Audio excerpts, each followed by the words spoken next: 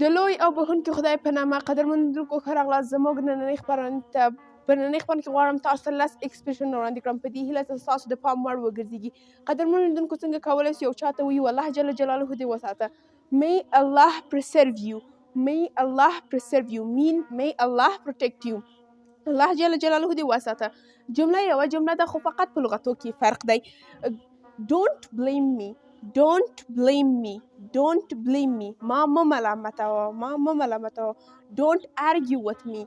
Don't argue with me. ما سره بحث مکوه. You know me well. You know me well. تاسو ما ښه پیژنئ. You know me well. تاسو ما ښه پیژنئ. Lies do not last long. Lies do not last long. د دروغو منزل لنډ وي. یو چاته یوه خبره کوو ورته وایو دغه خبر دې له تا سره وي. Keep it yourself.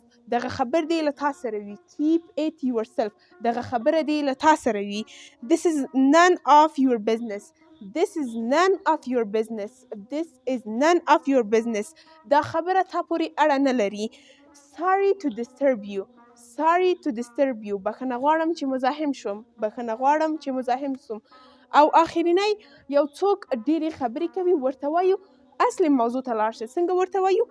Go to the point. Go to the point. اصلي موضوع ته لاړ شه. قدرمنو لیدونکو دا وه زموږ نننۍ خپرونه. تر بلې خپرونې د خدای په امان.